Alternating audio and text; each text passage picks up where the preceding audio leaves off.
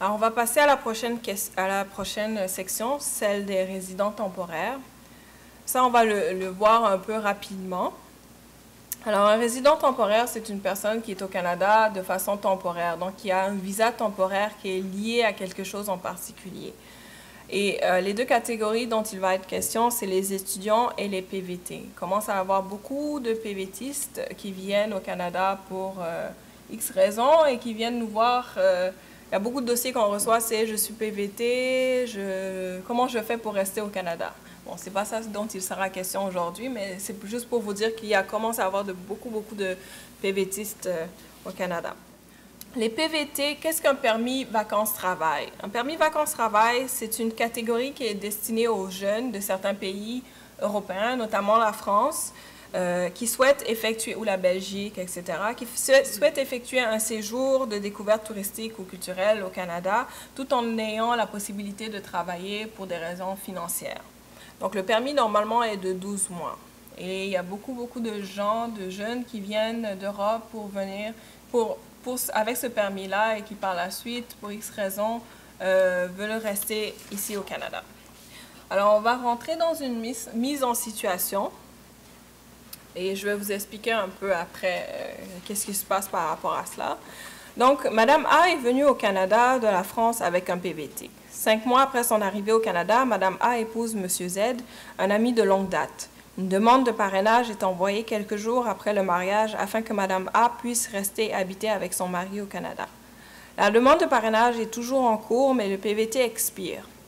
4 mois après l'expiration du permis, Madame A découvre la face cachée de Monsieur Z. Il devient violent à chaque fois qu'elle est en désaccord avec lui. La séparation devient inévitable. Madame A découvre aussi qu'elle est enceinte de son époux. Quel sera l'effet au niveau de l'immigration? Quelles possibilités? La première chose que je vous dirais par rapport à ce cas-là, c'est que la grande erreur qu'a fait Madame A, c'est que son statut dépende simplement de la demande de parrainage. Donc, elle aurait dû en tout temps s'assurer d'avoir un statut ici au Canada. Donc, c'est sûr que dans son cas, probablement qu'elle a demandé un sursis administratif pour que sa demande soit étudiée le temps, pour qu'elle ne soit pas renvoyée le temps que la demande de parrainage soit étudiée. Mais elle n'a pas demandé à avoir un autre statut au Canada. Et il y a souvent des possibilités pour ces personnes-là qui viennent avec un PVT, même si les possibilités sont limitées, de demander à rester au Canada, par exemple, s'ils ont une possibilité de faire une demande pour expérience canadienne parce qu'ils ont un travail qui est dans les catégories qu'on considère qualifiées, ou s'ils veulent demander une prolongation de leur séjour, etc. Donc, il y a des options qui s'offrent à eux. Ça ne va pas réussir dans tous les cas, mais il y a des options qui s'offrent à eux pour pouvoir avoir un statut légal au Canada. Et c'est très important quand une personne fait une demande de parrainage, de continuer à avoir un statut en tout temps au Canada parce sinon elle peut être envoyée à tout moment. Et lorsque la relation prend fin, peut-être qu'il est trop tard pour pouvoir faire ce type de demande-là. Donc, ça a été principalement sa principale erreur. Néanmoins, une fois que la relation prend fin, à ce moment-là, il y a des possibilités pour elle. Il y avait la question de toujours avoir maintenu un statut légal au Canada. Il y a la possibilité pour elle, parce que c'est une PVTiste, elle n'a pas besoin d'un visa pour venir au Canada. Elle peut ressortir et revenir en tant que visiteur.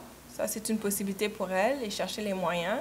Elle peut retourner dans son pays et entamer une démarche légale pour venir au Canada, c'est-à-dire présenter une demande de résidence à partir de son pays pour revenir au Canada. Il y a la possibilité de demande humanitaire, comme je vous l'avais dit, par rapport aux personnes qui ont été victimes de violences conjugales. Il y a la possibilité de présenter une demande humanitaire. Et l'un des éléments, évidemment, qu'elle pourrait mettre de l'avant, c'est la violence conjugale, mais aussi la question de l'enfant. Donc, mettre de l'avant le fait qu'elle a un enfant maintenant, etc. C'est plus fort quand l'enfant a vécu au Canada pendant plusieurs années, mais non, ça ne change pas le fait qu'elle a quand même un enfant qui est né au Canada. Donc, elle peut le mettre en avant dans sa demande humanitaire. Mais encore une fois, les taux de réussite des demandes humanitaires ne sont pas très forts. Donc, peut-être que je ne dis pas que c'est la meilleure option, mais au moins, elle vient d'un pays PVTiste, donc ce n'est pas un pays où elle est normalement en danger. Donc, elle peut retourner dans son pays puis faire une demande pour revenir. Mais définitivement, la chose à retenir, c'est de ne pas dépendre pleinement du statut, d'une demande de parrainage et d'avoir un statut légal au Canada, de faire des demandes pour renouveler son statut ou pour avoir un autre statut de façon constante pour ne pas être envoyé si le parrainage ne fonctionne plus. Est-ce que cette dame-là pourrait faire plusieurs demandes à la fois? Ça dépend desquelles de demandes, mais oui, il y a des possibilités de faire plusieurs demandes à la fois. La demande de parrainage, par exemple, ne lui empêche pas de faire une demande de renouvellement de son statut ou des choses comme ça. Oui. Des fois, les personnes qui ont les PVT, ils ont accès à un permis de perfectionnement. Aussi. Ça veut dire c'est une extension de leur PVT. Alors, c'est important qu'ils fassent la demande. C'est d'après l'ambassade, par exemple pour France, c'est d'après l'ambassade en France qui fait cette demande. C'est eux qui ont les critères pour le permis de perfectionnement. Il faut leur contacter puis faire la demande avant que votre statut s'expire. Vous pouvez essayer après, mais c'est une bonne idée de le faire avant.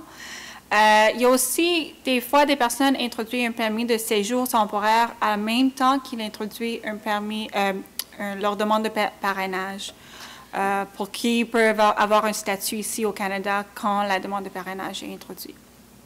Oui. Oui. Donc, la prochaine catégorie... Ma question est, pour les PVT, c'est la Belgique et la France ou les autres pays européens? Il y a d'autres pays, mais je n'ai pas la liste exacte. Je pense qu'il y a aussi l'Italie qui est inclus, mais je me rappelle plus juste comme ça des pays exacts. Ça dépend vraiment des ententes qu'il y a entre le Canada et ces pays-là. OK. Mais ce n'est pas juste la France et la Belgique. Et puis, c'est des permis qui sont ouverts à certaines périodes de l'année. Donc, c'est des processus qui sont ouverts à certaines périodes de l'année. Donc, il faut vraiment appliquer à cette période-là pour pouvoir y accéder. Donc, la prochaine catégorie est celle des étudiants. Donc, évidemment, un étudiant a un visa temporaire avec un permis d'études et leur visa est normalement rattaché à leurs études. Encore une fois, une mise en situation. Madame Y est au Canada depuis 1 an. Elle a rencontré Monsieur B, de qui elle est tombée follement amoureuse. Un mariage a suivi. Le couple entreprend une démarche de parrainage pour permettre à Madame Y d'obtenir un statut permanent et rester avec son mari au Canada. Néanmoins, M. B a développé un problème d'alcool depuis qu'il a perdu son emploi. Il ne s'exprime plus à l'aide de mots, mais plutôt avec des coups. Madame Y ne sait plus quoi faire et elle s'inquiète pour son statut. 1 an après le mariage, la demande de parrainage n'est toujours pas complétée. OK. Première chose, c'est que normalement, en ce moment, Madame Y, si elle a bien fait les choses, elle devrait avoir un statut qui n'est pas simplement basé sur celui de son mari. C'est-à-dire que si elle est là en tant qu'étudiante, elle est là en tant qu'étudiante. Donc, son statut n'est pas lié à celui de son mari. C'est pour ça que je répète encore une fois, c'est important pour la personne de maintenir un statut légal au Canada pendant qu'elle est là. Et le statut, le visa étudiant ne l'empêche pas de présenter une demande de parrainage, mais la protège sur cet aspect-là. Donc, tant qu'elle a son visa étudiant, il n'y a pas de problème à ce niveau-là. Maintenant, si la relation prend fin et qu'elle n'avait pas pris soin de maintenir un statut, premièrement, elle aurait pu être envoyée à n'importe quel moment parce que ce n'est pas évident qu'elle allait avoir un statut, un sursis administratif. Mais là, ça va être difficile d'essayer de reprendre le statut qu'elle a déjà perdu. Donc, ce serait encore une fois les possibilités de demande humanitaire ou de voir si elle a assez d'expérience canadienne. Est-ce qu'elle a travaillé pendant qu'elle était au Canada? Est-ce qu'elle a fait dans une catégorie qui est considérée comme des travailleurs qualifiés? Est-ce qu'elle peut présenter une demande sous cette catégorie-là? Donc, de regarder les autres options, mais c'est souvent, encore une fois, quand les gens n'ont plus de statut du tout, qui se tournent vers les demandes humanitaires qui ne sont pas garanties et qui n'empêchent pas leur renvoi. Par rapport à la demande d'asile, une des choses à savoir par rapport à une femme qui est victime de violence, en général, comme on l'a dit plus tôt, ce n'est pas pertinent qu'elle soit victime de violence ici pour faire une demande d'asile. Donc, il faut vraiment qu'il y ait des éléments très, très forts. Elle pourrait dire, ma belle famille va me faire du tort si je retourne, mais est-ce qu'elle a vraiment des preuves par rapport à ça? Il faut que ça soit très, très fort pour qu'on l'accepte comme demandeur d'asile. Et si elle présente une demande en tant que demandeur d'asile, peut-être que ça va faire en sorte qu'on va la renvoyer plus rapidement parce que le processus est accéléré et si sa demande d'asile n'est pas forte, ça pourrait faire en sorte que c'est refusé et puis on va entamer la démarche pour les renvoyer. C'est pour ça qu'on dit aux gens de faire très attention quand ils décident de présenter une demande d'asile. Il faut réfléchir aux conséquences, il faut réfléchir au processus qui est accéléré et puis il ne faut pas penser qu'il faut avoir des éléments pour pouvoir démontrer qu'on a réellement des risques d'être persécuté dans son pays. On peut présenter des éléments qui n'existaient pas quand on a quitté notre pays, notamment un changement de la situation dans le pays, mais il faut avoir des éléments de preuve à l'appui de cela. Et c'est sûr, si vous présentez une demande d'asile, vous ne pouvez pas présenter d'autres types de demandes d'immigration au Canada. Par exemple, l'expérience canadienne. Si vous présentez une demande d'asile, vous ne pouvez pas faire une demande sous l'expérience canadienne. Alors, il faut vraiment voir s'il y a d'autres options avant de faire une demande d'asile. Vous devenez exclu de pouvoir faire une demande sur cette catégorie-là pendant plusieurs années. Oui.